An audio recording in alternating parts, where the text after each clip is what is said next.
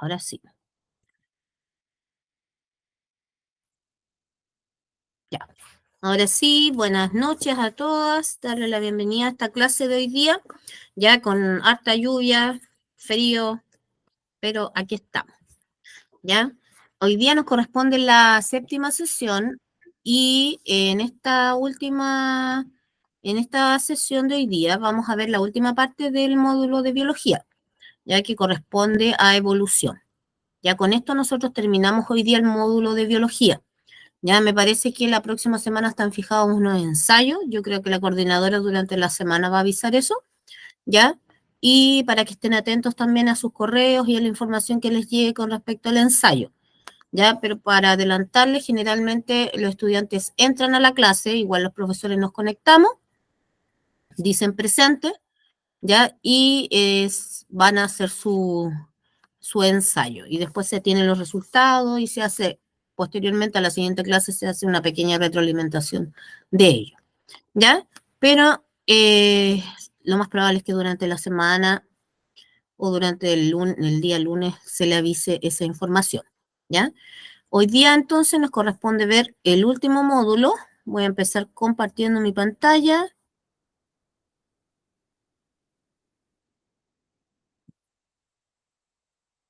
Darle la bienvenida también a los que ingresaron más tardecito.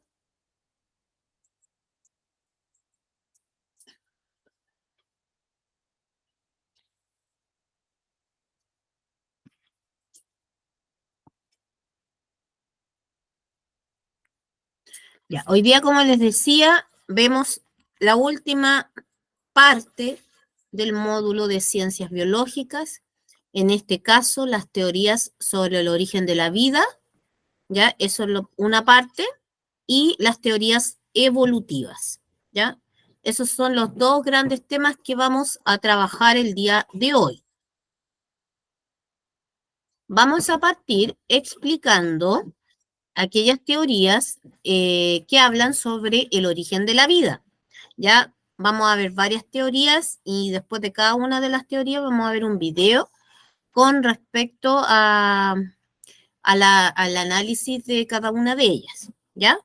Una de las que más se conoce, ¿ya? Y que todavía para algunas personas es válido, ¿ya? Es la teoría creacionista o teológica. ¿Ya? Esta teoría nos indicaría que hay un ser supremo, todopoderoso, es decir, un Dios, que creó a todos los seres vivos que existen en el planeta, ¿ya? Además de todos los componentes del universo, como el Sol, la Luna, las estrellas, entre otros. ¿Ya? Esta teoría recibe el nombre de creacionista o teológica, ¿ya? Y se basa principalmente en los escritos de la Biblia, ¿ya? La siguiente teoría es la teoría de la generación espontánea. Y esta fue planteada por muchísimos siglos atrás, ya por un filósofo, ya que se llamaba Aristóteles. Y esta teoría decía que todos los seres vivos se originaban de manera espontánea, ya a partir del lodo, de la basura, de la ropa vieja. Teniendo ese tipo de componentes, la vida aparecía por sí sola en cualquier lugar. Esta teoría que planteó Aristóteles es una teoría que carecía de experimentación, ¿ya? Y solo se basó en observaciones.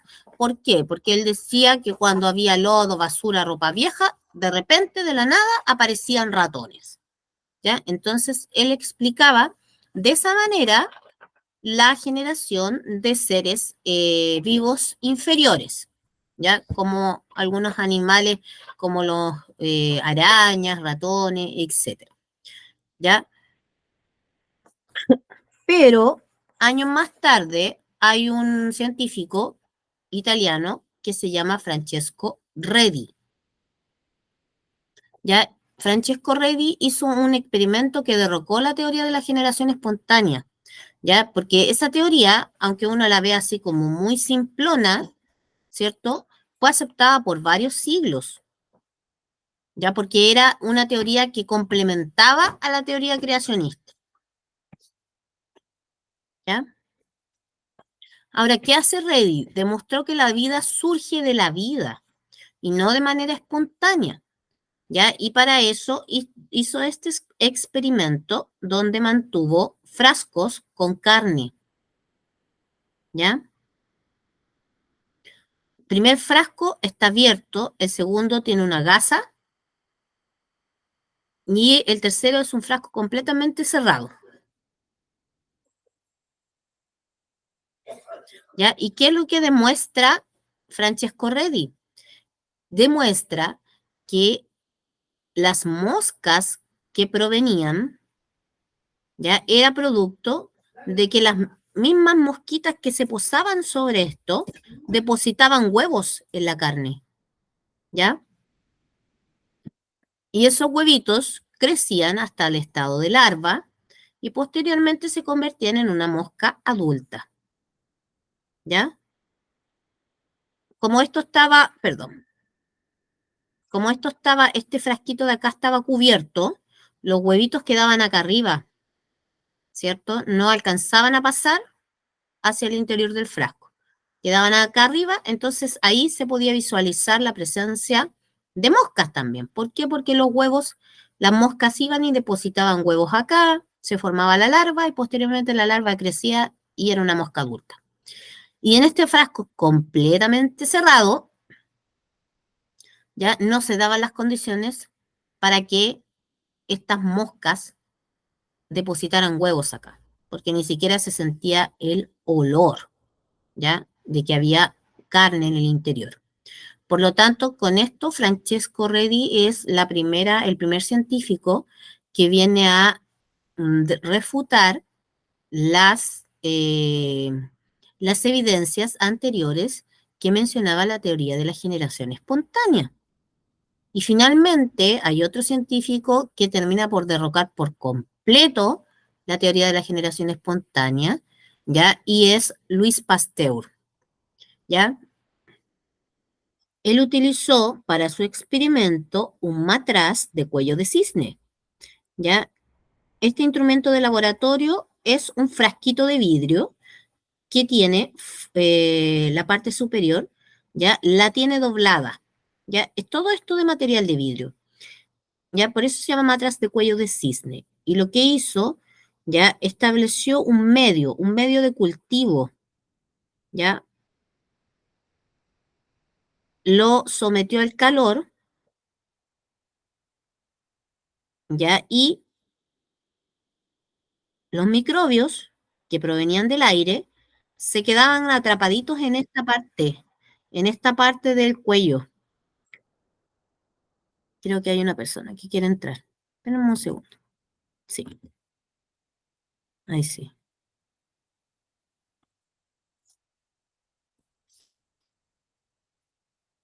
Se quedaban atrapados aquí y no podían llegar hasta esta zona. Por lo tanto, este medio de cultivo quedaba sin bacterias. Hizo el mismo tipo de experimento, un medio de cultivo, un calentador, pero la diferencia es que este matraz era un matraz abierto, no tenía este cuello de cisne dobladito ahí. Por lo tanto, los microbios pasaban directamente y contaminaban este medio de cultivo y había generación de bacterias. ¿Ya? Estos dos experimentos nos demuestran que la vida no se genera de manera espontánea, sino que tiene que haber otro organismo progenitor que la genere, ¿ya? Como el caso de las moscas que ponen los huevos, ¿cierto? Y es el caso de los microorganismos que están en el medio ambiente, que caen en estos medios de cultivos y comienzan a proliferar, ¿ya? Cuando las condiciones son las adecuadas, ¿ya? Por lo tanto, ambas experimentaciones permitieron refutar la teoría de la generación espontánea, ¿ya? Hay otra teoría que se denomina teoría de la panspermia, ¿ya? Y esta fue planteada por un químico que se llama Arrhenius, ¿ya? Y él plantea que la vida tiene un origen extraterrestre, es decir, que la vida proviene de otros planetas.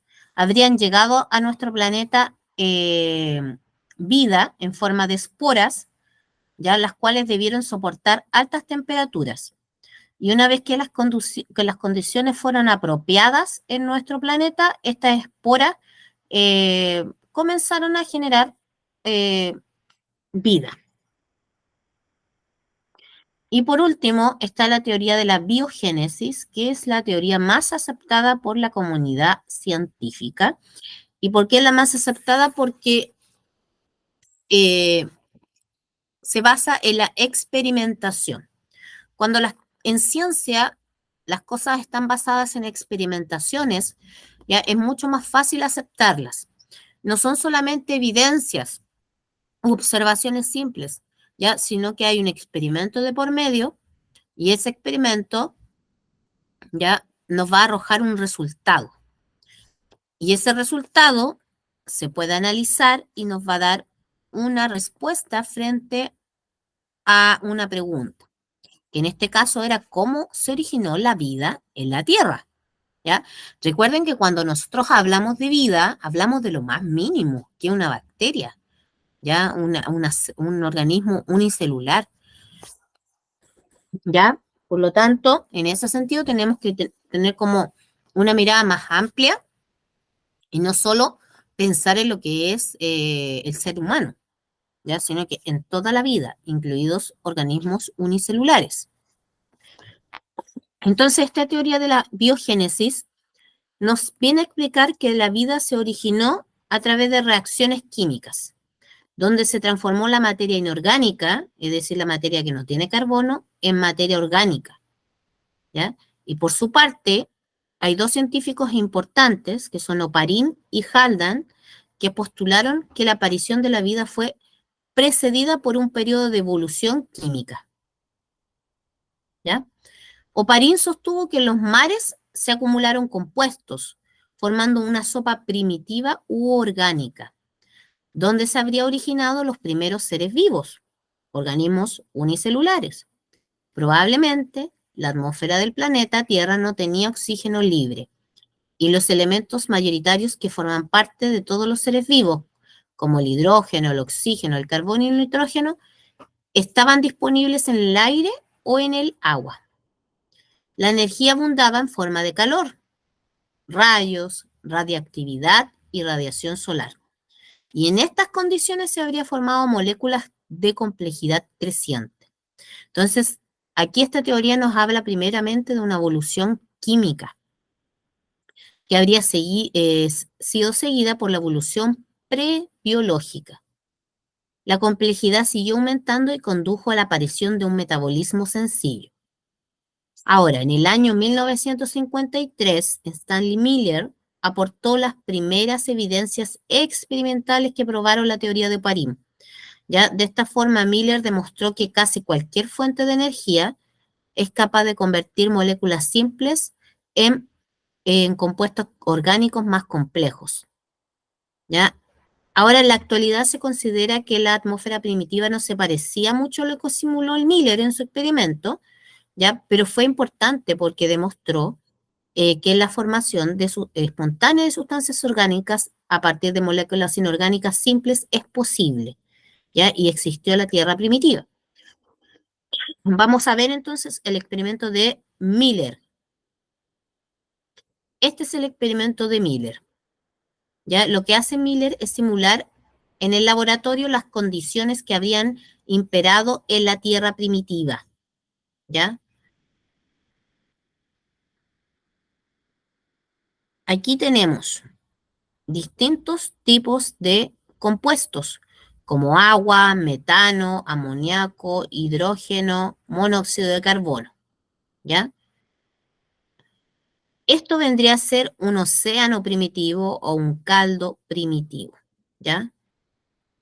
Entonces, ¿qué pasaba? Que este océano se calentaba, el agua se evaporaba y pasaba a la atmósfera, donde se producían descargas eléctricas, como las que se ven ahí, ¿ya? Se producen descargas eléctricas, aplicó él electrodos para producir esas descargas, ¿ya? Ahora, el vapor de agua, al ser refrigerado, se condensaba y el agua líquida arrastraba moléculas orgánicas recién formadas, ¿ya? Y estas moléculas se concentran en la parte del tubo que conducían al océano. Al cabo de 24 horas, cerca de la mitad del carbono presente originalmente, se presentaba originalmente como metano y se había convertido en aminoácidos y otras moléculas orgánicas, ¿ya? Es decir, esta molécula de metano, el CH4, entonces, es sumamente importante porque es una molécula que tiene carbono dentro de su estructura y todos los seres tenemos carbono en nuestra estructura. Ya tenemos ciertos elementos que son básicos, carbono, hidrógeno, oxígeno, nitrógeno, ¿ya? Que son fundamentales para nuestra vida. ¿Por qué? Porque forman parte de las moléculas orgánicas, ¿ya? Y posteriormente, esta producción de moléculas de naturaleza inorgánica habría dado origen a moléculas orgánicas, ¿ya? Que habrían sido las precursoras, ¿ya? De las primeras células.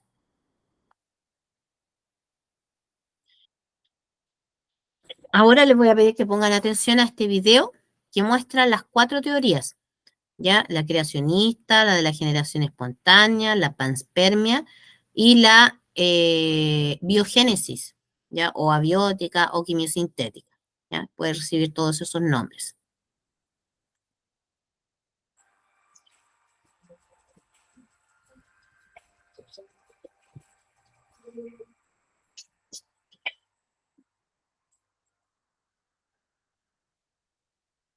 Teorías del origen de la vida.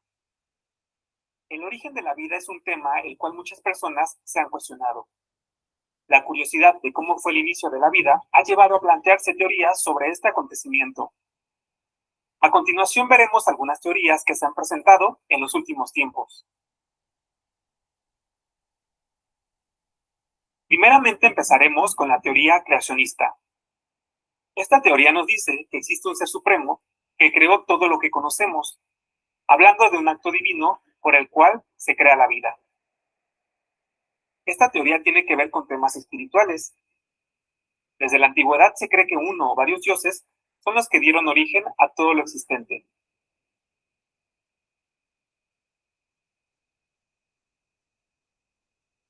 Teoría de la generación espontánea.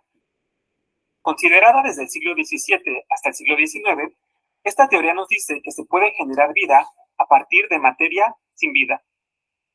Filósofos como Aristóteles, Platón, entre otros, creían en la generación espontánea. Ellos creían que ratones y moscas se creaban a partir de carne en descomposición o sapos a partir de lodo. E inclusive en el siglo XVII se había inventado una receta para producir ratones. Esta receta nos decía que a partir de trigo fermentado y sudor humano se podían crear estos ratones, y esto era el principio activo de la receta. A partir de estas teorías sobre la generación espontánea, es que se empezaron a hacer más experimentos sobre esto. Pero uno de los opositores de esta teoría fue el científico italiano Francesco Redi, quien realizó un experimento para demostrar que esta teoría era falsa. Lo que hizo Redi fue poner dos frascos, cada uno con un trozo de carne. A un frasco lo cubrió con una gasa, mientras que al otro lo dejó al aire libre. Con el pasar de los días observó que únicamente el trozo de carne que estaba descubierto era al que se le formaban moscas y gusanos, mientras que al otro trozo de carne no le ocurría eso. Este experimento demostró que la carne atraía a esos organismos, pero no que se formaban a partir de la carne. Teoría de la panspermia. Esta teoría nos habla de que la vida en la Tierra se origina a partir del espacio exterior, por medio de esporas muy resistentes provenientes de un objeto del espacio. Cuando estas esporas caen en la Tierra, las condiciones hacen que éstas puedan proliferar y evolucionar. Una modificación de esta teoría propone que seres inteligentes procedentes de otros planetas sembraron estas esporas en la Tierra. Sin embargo, esta teoría es rechazada por muchos científicos, ya que no hay evidencia científica de que exista vida inteligente en otros planetas. Teoría quimiosintética o abiótica. propuesta por Oparin y Haldane, publicada en 1924, nos habla de que el planeta cuando era muy joven, este tenía muy altas temperaturas. Y además se formaban algunas moléculas orgánicas a partir de esas condiciones, como el metano, además de otros compuestos como el amoníaco, el ácido cianhídrico, el dióxido de carbono y el agua. Las condiciones de la Tierra, la lava volcánica, fueron haciendo una mezcla de todos estos compuestos, formando un caldo primitivo, aunado a las fuertes tormentas que generaban descargas eléctricas, de la radiación solar y de las condiciones atmosféricas, es que dieron lugar a los primeros compuestos orgánicos polimoleculares. Entre ellos se encontraban los azúcares, la glicerina, ácidos grasos, aminoácidos, bases pirimídicas y bases púricas. Estos compuestos polimoleculares formaron pequeños sistemas más complejos y después estos evolucionaron a organismos aún más complejos que ya eran organismos vivos. Posteriormente, científicos realizaron experimentos para corroborar esta teoría. Ellos crearon las condiciones atmosféricas propuestas por estos científicos, donde simularon a un caldo primitivo, y durante este lapso produjeron varios compuestos orgánicos, como aminoácidos, ácidos grasos, ácido fórmico, acético, y entre otros. Estas fueron algunas teorías propuestas sobre el origen de la vida. ¿Cuál es la que más te convence? Déjamelo saber en los comentarios. Si te gustó este video, dale like y suscríbete. Nos vemos hasta el próximo video. Ya. ¿Qué les pareció el video de estas teorías del origen de la vida?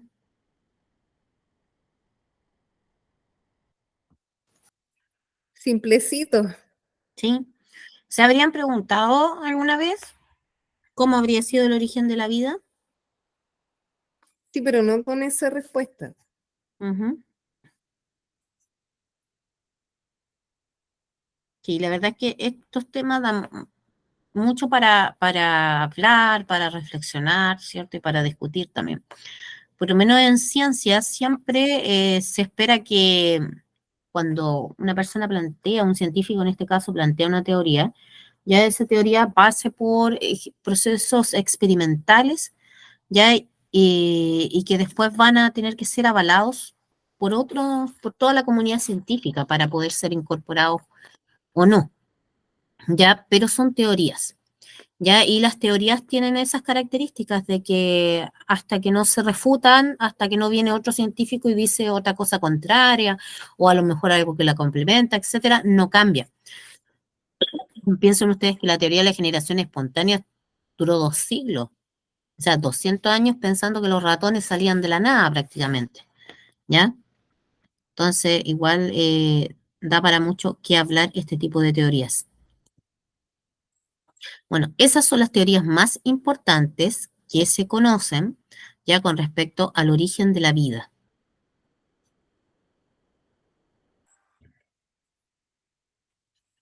Ahora vamos a ver algunas corrientes científicas que permitieron explicar el origen de la vida y también la incorporación del concepto de evolución, ¿ya?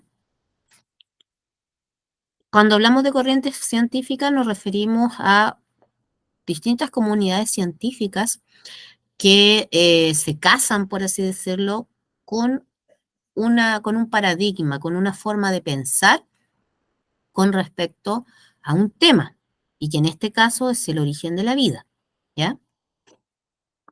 La primera corriente se denominó fijismo, ¿ya? Y esta planteaba que los seres vivos, una vez creados, no cambiaban, sino que se mantenían iguales, ¿ya?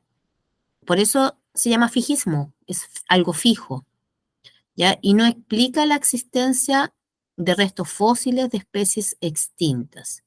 ¿Ya? Es decir, esta teoría, esta corriente filosófica no toma en cuenta el registro fósiles, ya nada que se ha encontrado hasta hoy en día, sino que él simplemente plantea que un organismo se crea, se creó, y ese organismo se creó tal cual, no cambia.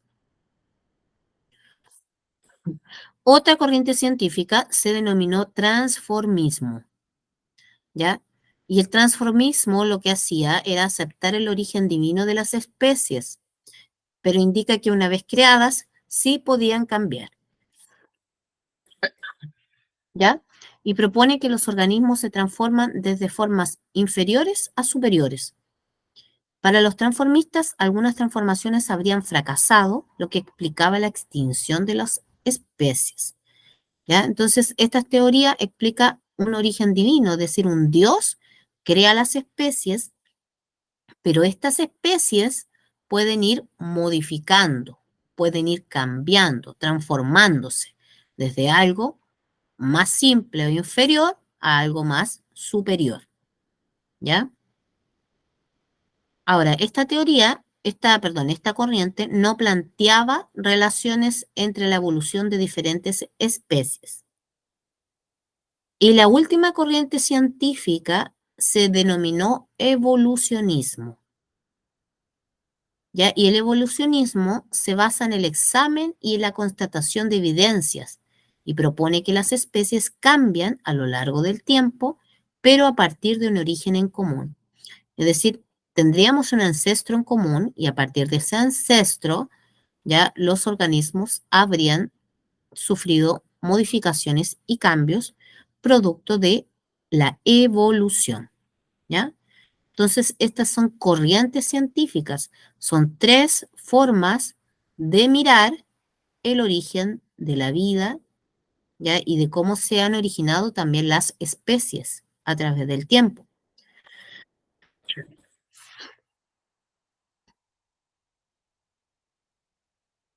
Nos vamos a centrar en las teorías evolucionistas que explican el origen de la biodiversidad. ¿Y por qué nos vamos a centrar en ello?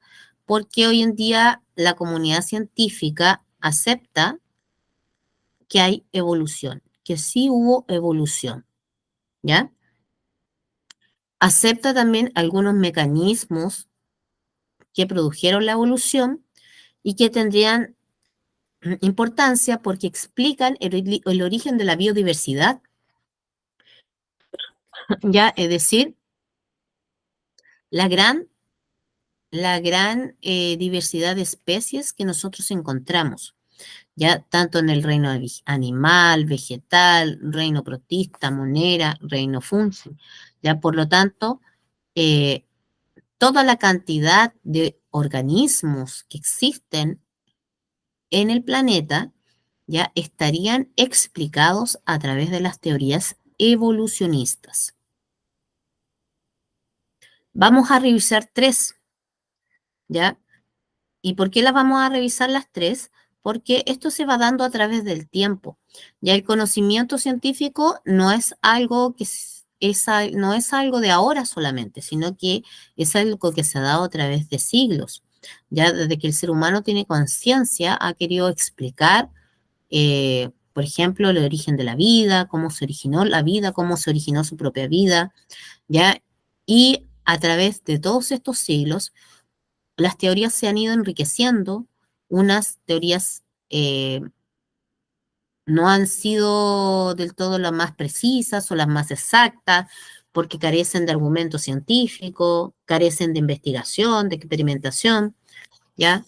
Hay otras teorías que sí se han ido avalando con el tiempo, la comunidad científica las avala, las ha ido complementando también para tener hoy en día una teoría evolucionista mucho más amplia, que no solo explica el origen, que no solo explica la evolución de una especie en particular como la nuestra, sino que es capaz de explicar la evolución, pero de la biodiversidad de especies, es decir, de todas las especies que forman parte de nuestro planeta, ¿ya? Vamos a empezar con una teoría que se llama lamarquismo, ¿ya? Y en realidad se llama lamarquismo porque el científico que la postuló, su apellido es Lamarck, ¿ya? Lo que hace Lamarck es postular que la evolución era causa de la diversidad en el planeta, ¿ya? Es decir, que haya tanta diversidad de especies es porque hay evolución, ¿ya? Ahora, los caracteres se transmitían a individuos y se reproducían en la población. Todavía aquí no se usa el concepto de gen, si se dan cuenta, porque aquí todavía no se habían descubierto los genes. Ya todavía no se hablaba de genética, sino que se hablaban de características o caracteres. ¿Ya? Pero se tenía claro que estos caracteres se transmitían a individuos que se reproducían en la población. ¿Ya? Por lo tanto, se transmitían de generación en generación. En el caso del darwinismo, ya que su nombre es por Charles Darwin, postulaba que el mundo no era estático, sino que evolucionaba. Y postulaba también que organismos semejantes descendían de un antepasado común. ¿Ya? El neodarwinismo, o teoría sintética de la evolución, que es la teoría, es la teoría actual, toma la evolución, toma este concepto de evolución y la selección natural como base. Introduce también el concepto de mutación, que tiene el papel de generar diversidad genética, que puede ser beneficiosa o negativa. ¿Ya? Estos tres aspectos son semejanzas que tienen estas teorías, porque todas hablan de que sí hay evolución y de que esa evolución explicaría la biodiversidad de los organismos, ¿ya? Y se van enriqueciendo. Por ejemplo, que los caracteres se transmitían de un individuo a otro dentro de una población, ¿ya? Que descendemos y tenemos un antepasado en común. Y esto, que es muy importante, el concepto de mutación. Mutación, pero genética, ¿ya? Es decir, allá hablamos a nivel de genes. ¿En qué se diferencian estas tres teorías evolucionistas? Por ejemplo, Lamarck decía que la especie se adapta al ambiente para sobrevivir y que los cambios adquiridos serán transmitidos a su descendencia y con el pasar del tiempo adaptarán las características. ¿Ya? Esta parte de la teoría de Lamarck fue absolutamente refutada. ¿Por qué? Porque los caracteres adquiridos son distintos a los caracteres heredados. ¿Ya? Hace ya un siglo más o menos que se sabe y se conoce eso. ¿Ya? Por ejemplo, si yo hago mucho ejercicio y genero un físico así como con mucha musculatura, ya no significa que ese carácter que es adquirido producto de la actividad física que tengo yo, la voy a heredar o la va a adquirir mi descendencia, porque eso fue algo adquirido que no está en mi genética, ¿ya? Distinto es, por ejemplo, el color de mi piel, el color de mis ojos, ¿ya? Que eso sí es un carácter genético y hereditario. Otra diferencia que encontramos la plantea el darwinismo y establece que el individuo que sobrevive a los cambios del entorno es el que se mantiene, producto de la selección natural. Es decir, él plantea que la naturaleza elige a aquellos organismos más aptos para sobrevivir, ¿ya? Elige a individuos. Y también plantea que las variaciones hereditarias otorgan ventajas a los descendientes, ¿ya? Es decir, hay ciertos genes ventajosos que se traspasarían a las generaciones y esos genes ventajosos ya traerían una descendencia con mayor probabilidad de sobrevivencia. En el caso del neodarwinismo, dice que la reproducción junto con la variación genética y el ambiente producen la selección. ¿Ya? Es decir, aquí no solamente la selección natural como plantea Darwin, sino que son otros factores, la reproducción, la variación genética, ¿ya? Y el ambiente. Y la evolución se produce por cambios de la genética de las especies, ¿ya? Es decir, estamos hablando de los cambios genéticos que se pueden heredar al resto de la descendencia, ¿ya?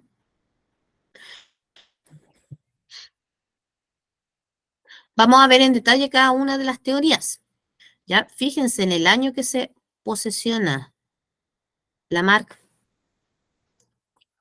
Lamarck se posesiona 1744 a 1829.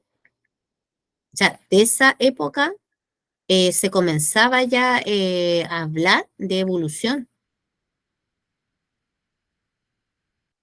Imagínense ustedes lo que significaba para estos científicos ir en contra de la corriente de lo que se pensaba hasta ese momento, porque ustedes saben que todo lo que significa religión, principalmente la Iglesia Católica, tiene un peso súper importante, ¿ya? Y muchos científicos tuvieron que pagar con su vida inclusive el hecho de tener una postura y una forma de pensar distinta, ¿ya?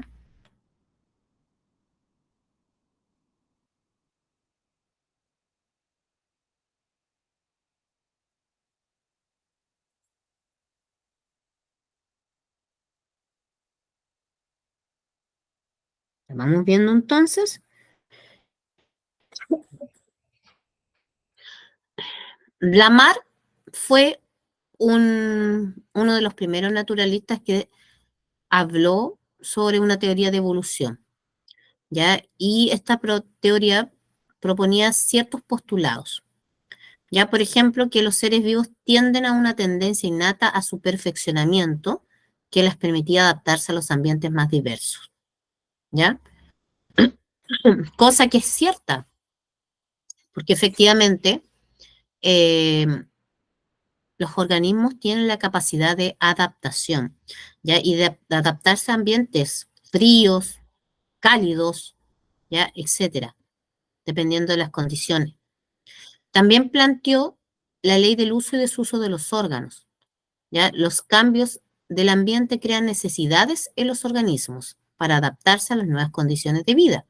Y esto origina un aumento o disminución en el uso de algún órgano, que implica su mayor o menor desenvolvimiento y la consiguiente modificación del organismo. Ya, por ejemplo, él hablaba que si había un órgano que no se utilizaba, se atrofiaba y se terminaba perdiendo la función de ese órgano, ¿ya? La función crea el órgano, que está muy relacionada con el postulado anterior. Cuando los cambios ambientales originen necesidades completamente nuevas, pueden surgir como respuesta órganos totalmente nuevos, ¿ya? Herencia de los caracteres adquiridos. Para que los nuevos caracteres se perpetúen en las posteriores generaciones, tienen que ser hereditarios, ¿ya? Y de este modo, ya según afirmaba Lamarck, por adaptación a los diferentes ambientes fueron surgiendo durante millones de años las distintas especies que habitan nuestro planeta, ¿ya? Esta teoría es fácil de aceptar si uno de buenas a primera la lee, ¿ya? Y ejerció una gran influencia en el pensamiento biológico, ¿ya? Pero también se comprobó que estaba errónea. Y todos los intentos que se hicieron para demostrar la herencia de los caracteres adquiridos fracasaron rotundamente, ¿ya? ¿Por qué? Porque este postulado que plantea Lamarck eh, no es adecuado, no es apropiado, ¿ya? Por ejemplo, si yo me tinturo mi cabello, cambio el color de mi cabello, pero eso no significa que mi descendencia va a quedar con el color de mi cabello, que es un carácter adquirido, ¿ya? Vamos a ver un video de Lamarck que explica esta teoría y él lo explica a través del cuello de la jirafa.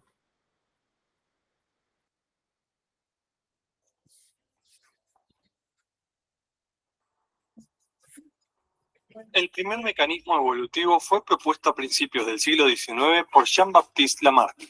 Él sostenía que las formas simples se originaban por generación espontánea y las fuerzas de la naturaleza que actuaban sobre ellas las volvían más complejas.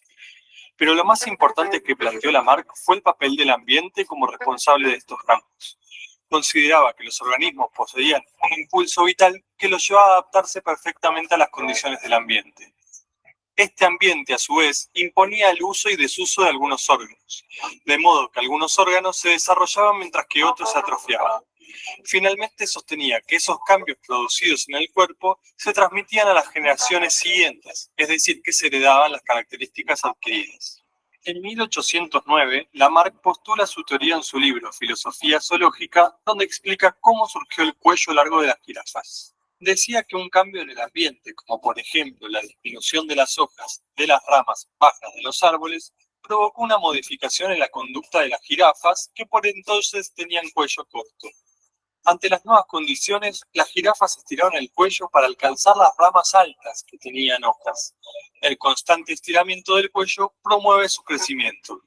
Así, según la teoría de Lamarck, los animales que no luchan por acceder a las hojas de los árboles estirando el cuello tienden a morirse, dejando poca o ninguna descendencia, mientras que los que estiran el cuello no solo sobreviven, sino que esta característica física es transmitida a su descendencia. De este modo, con el paso del tiempo y de las generaciones, aparece una forma de vida que antes no existía, la jirafa con cuello largo. Hoy sabemos que esta teoría es errónea. Veamos por qué. El primer motivo se relaciona con el uso y desuso de los órganos, ya que los individuos tienen un margen de posibilidades limitado a la hora de modificar su cuerpo con su uso. Por ejemplo, los cuellos no se alargan por el simple hecho de estirarlos. El segundo motivo se relaciona con la herencia de los caracteres adquiridos. Aquellas modificaciones físicas que se producen por el uso de ciertos órganos, como por ejemplo el grado de musculación de los brazos, no se transmite a la descendencia de manera automática, ya que lo que hacemos a lo largo de nuestra vida no modifica el ADN de las células sexuales cuyos genes se transmiten durante la reproducción. Ya. Entonces, esta primera teoría evolucionista, ya, si bien comparte algunas semejanzas con las otras teorías de la evolución, ya, pero es una teoría errónea porque tenía varios aspectos de sus postulados que no eran correctos, ¿ya? La siguiente teoría que nosotros hablamos fue la de darwinismo, ¿ya? Y se traduce con el nombre de teoría de selección natural. Ya más o menos en el 1859, por ahí, es que se comienzan a dar los primeros argumentos a favor de esta teoría de Darwin, ya que señala que los seres vivos en condiciones naturales producen una descendencia muy numerosa. Si todos sobreviviesen, llenarían la Tierra en pocas generaciones. ¿Ya? En la naturaleza, solo la minoría de los nacidos prosperan. El número de individuos de una población permanece prácticamente constante a lo largo de generaciones, por lo que la mayoría de la descendencia muere. ¿Ya? Sabemos que por un lado, la misma naturaleza se encarga, ¿cierto? A través de desastres naturales, enfermedades, etcétera, de que parte de la población muera. Cualquier población está formada por individuos que presentan pequeñas diferencias hereditarias. Sobreviven los más aptos o los que están mejor adaptados al ambiente que los rodea. Los supervivientes son los que triunfan en la llamada de la lucha por la existencia, esto es, en la competencia para lograr el alimento, en la facilidad de huir de los depredadores, etc.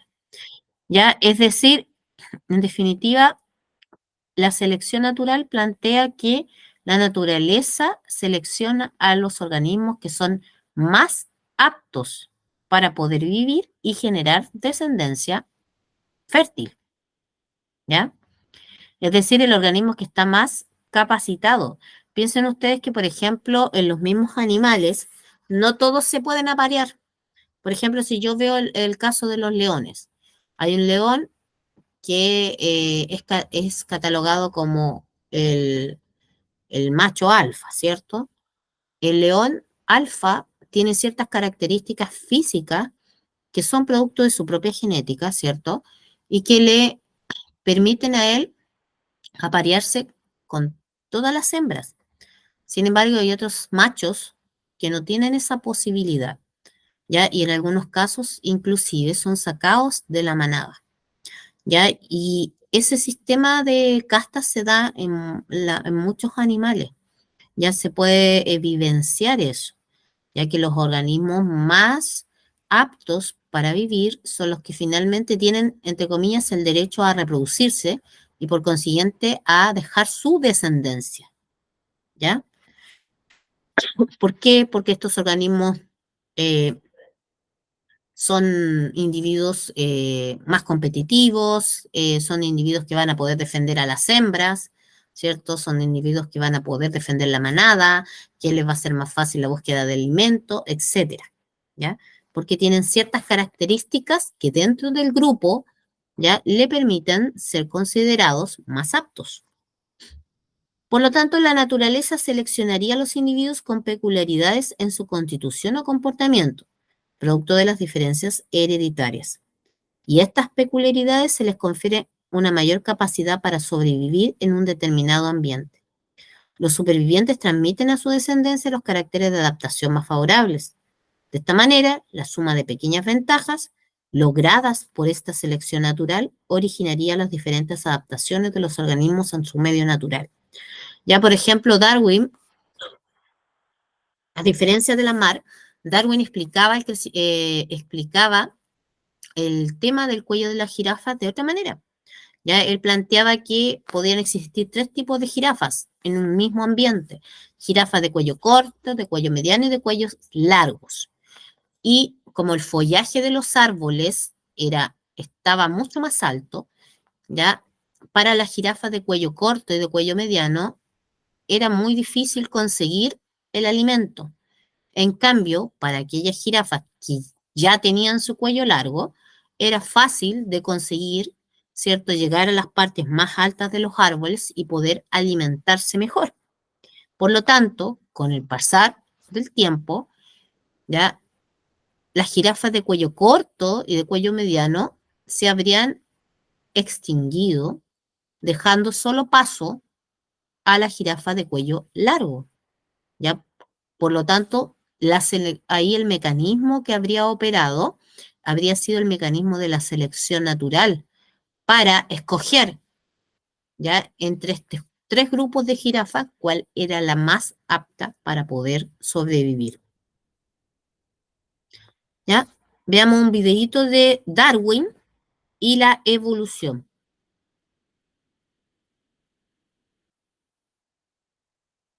Vamos a hablar de evolución.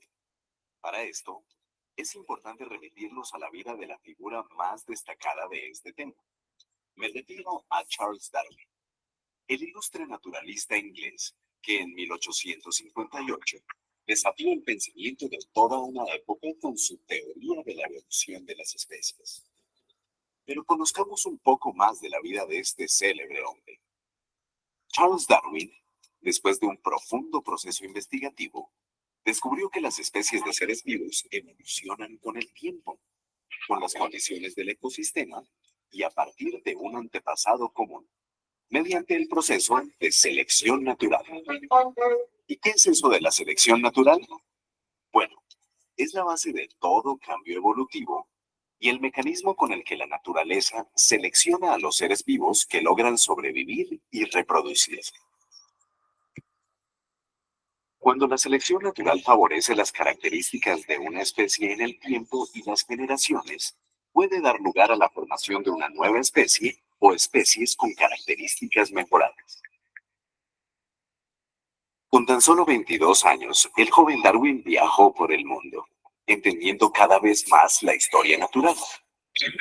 Pronto, en su paso por el archipiélago de Galápagos, que había sido reclamado por la naciente República del Ecuador, el joven empezó a adoptar una fascinación única por su flora, fauna y minerales, la cual, al cabo de unos años, lo llevó a un detallado análisis en el que encontró diferencias y similitudes con un grupo de pequeñas aves terrestres, que luego se convertirían en ícono de evolución, incluso recibiendo su nombre, los pinzones de Darwin. Sus estudios llegaron a determinar cómo las diferentes especies de pinzones habían ido transformándose en respuesta a los cambios ambientales y alimenticios a través de la selección natural. La teoría de este científico inglés nos heredó dos tesis fundamentales. Primera, las especies derivaron de un ancestro común, pero con el transcurso del tiempo, las generaciones fueron acumulando diferencias. Y segunda, a través de la selección natural, solo los individuos mejor adaptados logran sobrevivir y reproducirse, dejando descendientes con características similares. Dichas tesis causaron un efecto sísmico en el pensamiento moderno, mostrando al ser humano como una especie más entre las muchas que evolucionan en nuestro planeta.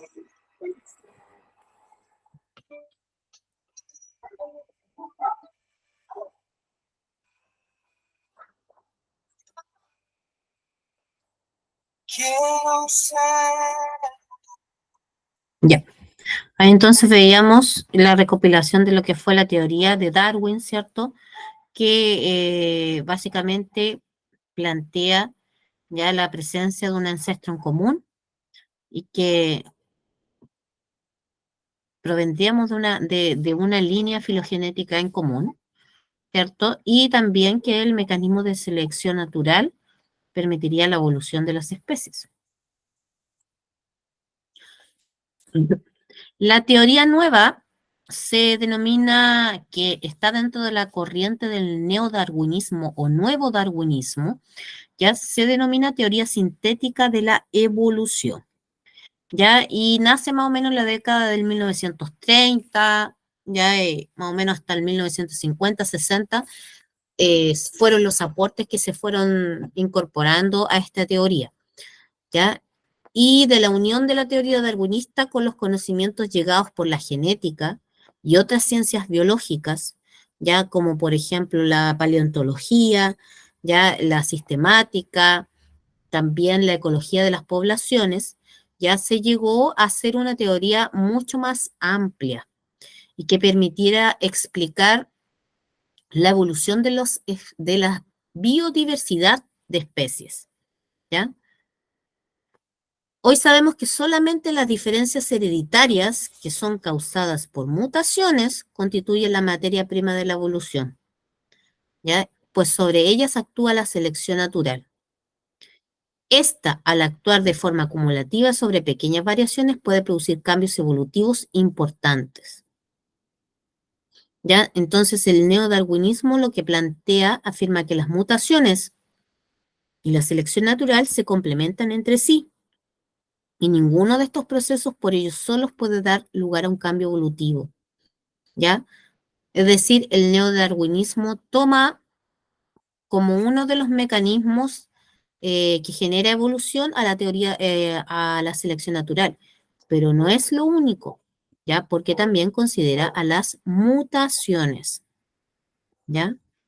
Y las mutaciones sabemos nosotros, ya recuerden cuando vimos el material genético, que las mutaciones actúan a nivel de los genes. Es ahí donde se producen los cambios.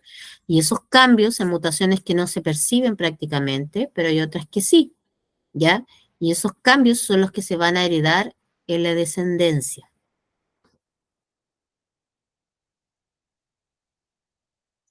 Veamos entonces cómo se fue forjando esta teoría sintética de la evolución. Van a salir varios nombrecitos por acá.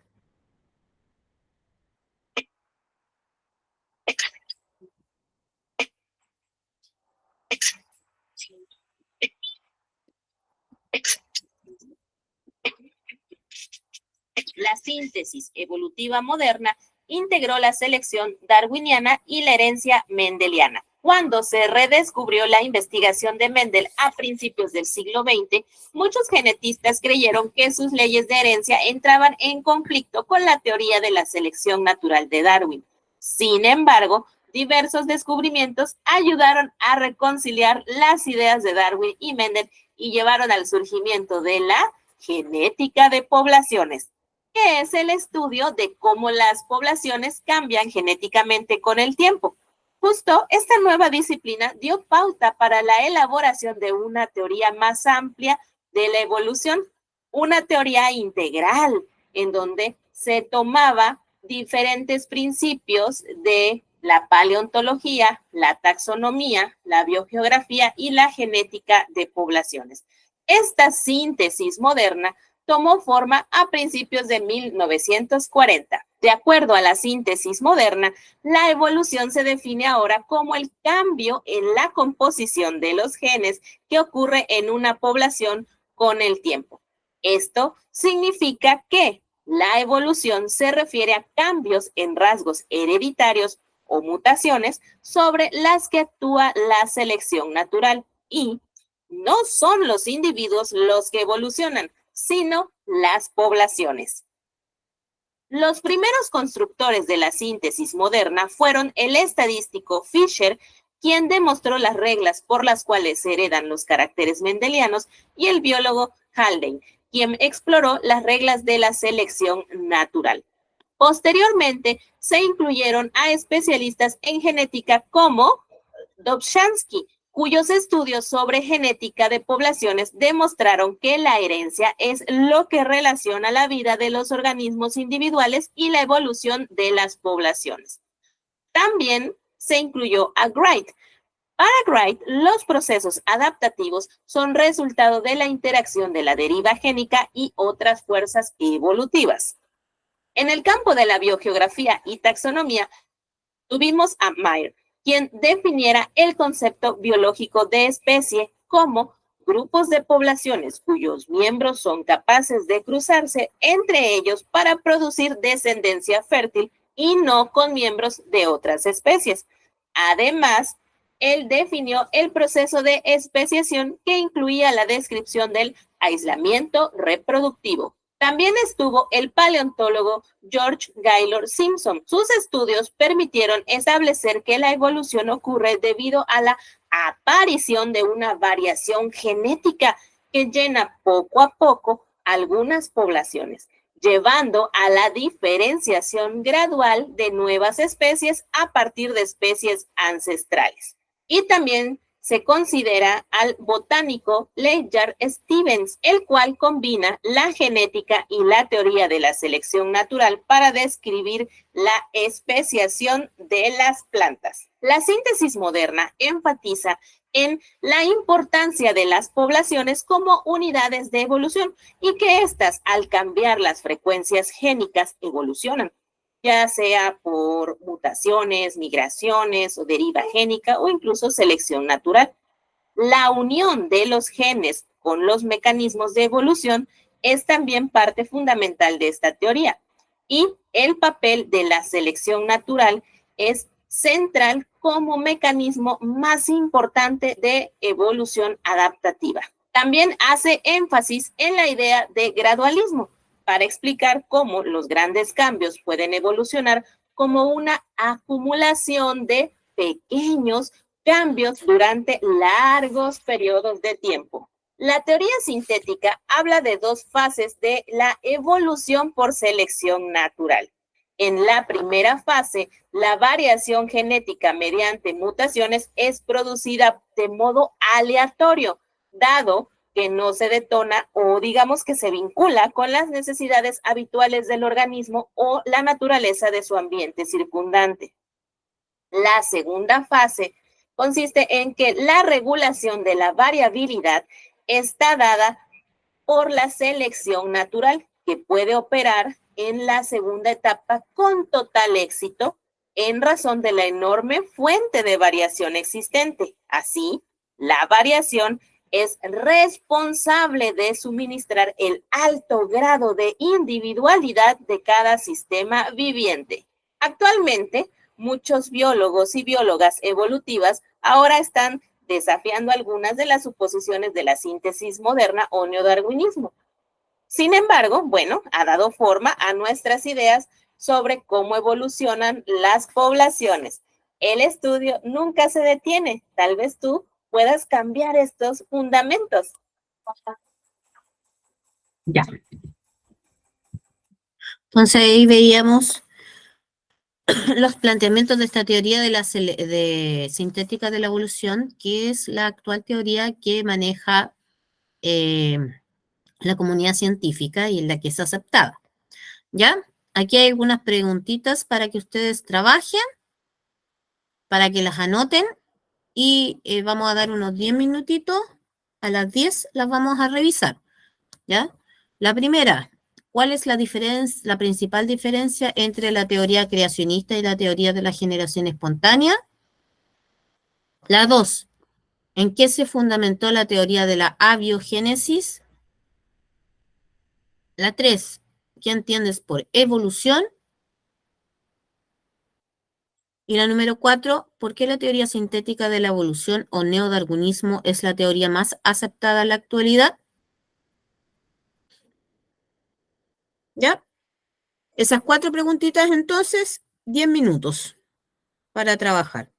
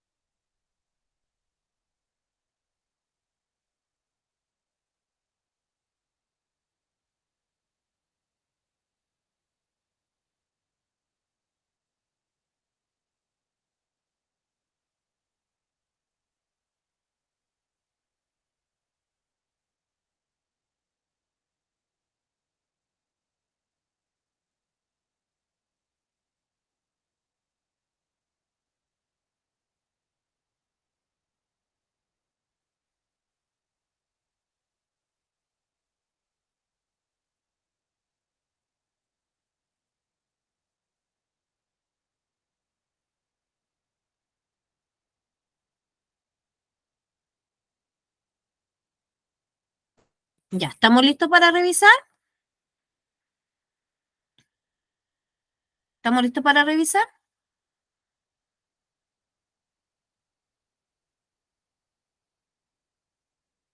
No, profe, a mí me falta un poquito. Ya, vamos a dar un par de minutos más entonces. Recuerden que también pueden ir anotando acá en el chat las respuestas, ¿ya? Voy a pasar la lista mientras tanto, ya para que estén atentos a eso, por favor.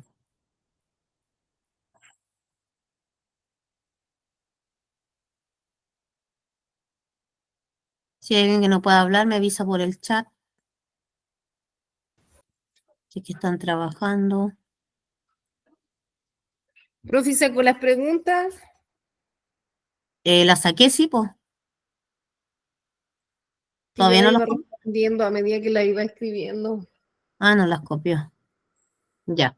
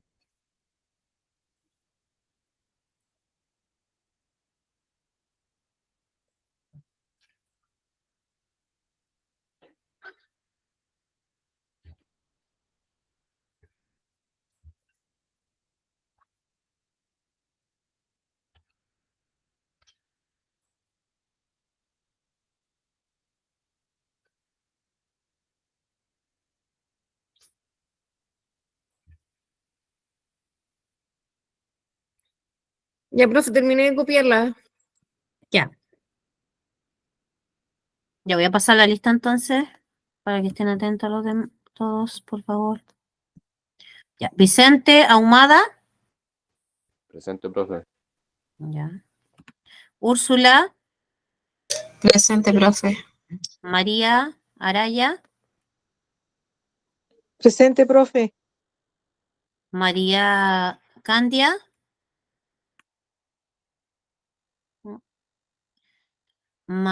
Mayguaida del Valle. Tampoco. Alejandro Curiqueo. Alexis Durán. Damaris. Presente. Ya. Paulina. Está presente. Presente, profe. Vanessa. Mena. No vino Vanessa hoy día. Ana María Rojas. Ana María. Carmen Salgado. Jimena Vargas. Karen Yáñez. Presente, profe. Ya. Mm.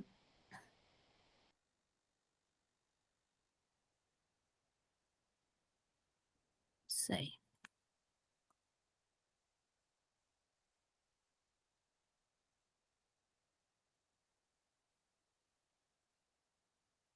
Son seis.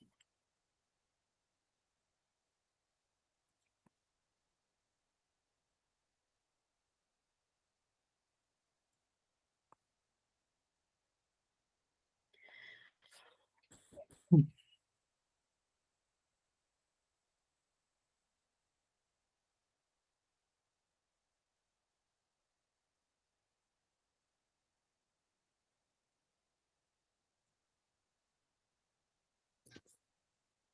Ya, veamos entonces las respuestas. Decía la primera pregunta, ¿cuál es la principal diferencia entre la teoría creacionista y la generación espontánea? ¿Quién me puede dar una diferencia? Pueden escribir también. Yo, profe, Ya, dígame. ya que la teoría creacionista indica que hay un ser supremo que creó todos los seres vivos. Ya, Y en la otra generación espontánea se forma de manera espontánea a partir de lodo, basura, ropa vieja, etc. ya, perfecto. Ya, ahí también nos indica el compañero que el creacionismo y la generación espontánea es que el creacionismo es una teoría que sostiene que la vida en el planeta Tierra se generó gracias a que un Dios, ser superior, nos creó. En cambio, la espontánea afirma que la vida del planeta Tierra se genera de manera espontánea a partir de la materia inerte o la materia orgánica. Ya, la pregunta número 2. ¿En qué se fundamentó la teoría de la abiogénesis? ¿En qué se fundamentó la teoría de la abiogénesis? ¿Quién me puede responder esa preguntita? ¿En un material sin vida? Ya. ¿Qué más? ¿En qué se fundamentó? ¿Qué se presenció al final de la experimentación? La formación de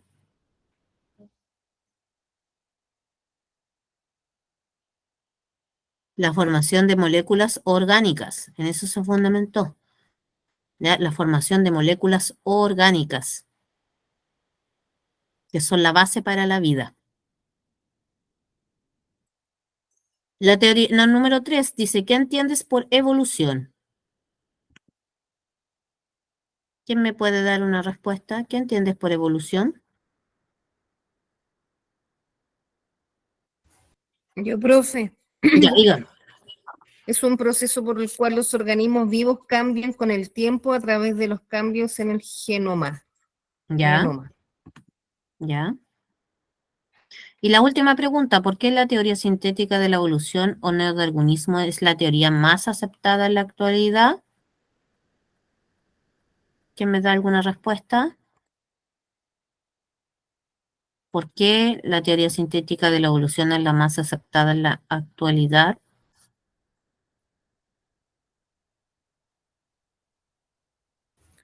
Dice, dice, la más famosa es la teoría de la evolución por selección natural, que explica gran parte de lo que sabemos sobre la vida en la Tierra. Ya, pero ¿por qué la teoría sintética de la evolución es la más aceptada actualmente?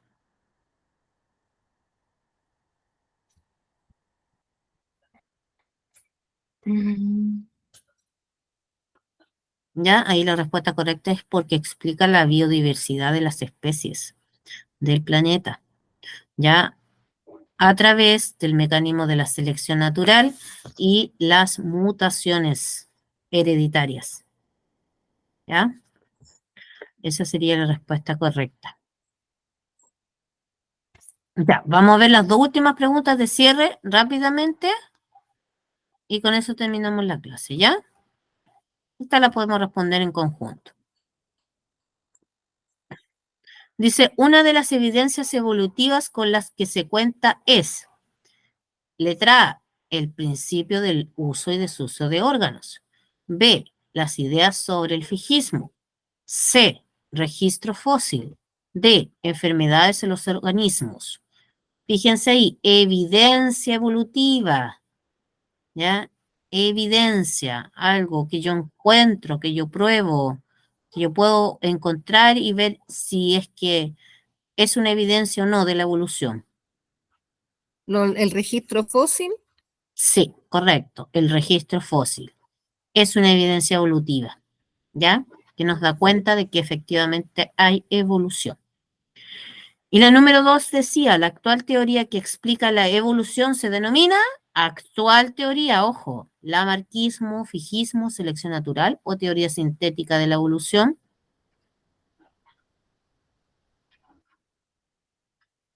La actual, hoy en día. Selección natural. ¿Qué dicen los demás? O fijismo. ¿Qué dicen los demás? La actual teoría.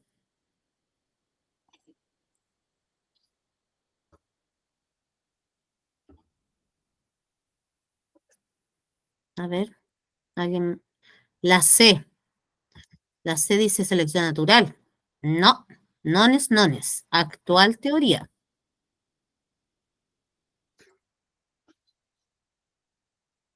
Teoría sintética de la evolución. Es la última teoría. Por consiguiente, es la actual. Ya recuerden que la teoría de sintética de la evolución ya toma como mecanismo, como uno de los mecanismos, el proceso de selección natural de Darwin, pero va asociado a principalmente las mutaciones genéticas que se producen, ¿ya? Por lo tanto, es una teoría sintética porque abarcaba varios aspectos, ya varias ramas de la biología, y que eso permitía en definitiva tener una gran teoría que explica no solo lo que pasa con una especie o con algunas especies, sino con la biodiversidad de especies que habitan nuestro planeta. ¿Ya? Ya, les voy a pedir que vuelvan a ver el PPT una vez que esté subido, que vuelvan a ver los videos también, que son bastante explicativos, para que se vayan familiarizando con estos temas que son importantes, porque hoy día ya terminamos con la parte de biología, ¿ya? La próxima clase que nos veamos, como les dije, me parece que hay ensayo, y la subsiguiente partimos con el módulo de química, ¿ya? Así que me interesa que den una repasada y bajen el material para que lo puedan ir estudiando, ¿ya? Eso, cuídense, nos vemos la próxima semana, que estén bien, Ya, profe, gracias. Buenas noches, que descansen. igualmente, buenas noches, Chao, profe. Chao, buenas profe. noches. Buenas noches. Buenas noches. Buenas noches.